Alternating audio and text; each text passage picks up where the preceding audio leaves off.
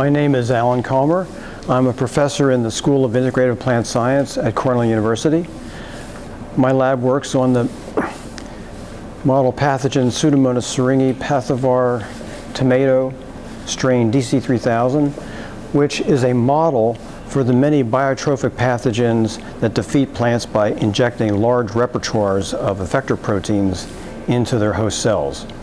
Our work focuses on functional genomics and genetic manipulation of these repertoires to learn how the effectors work in coordination with each other.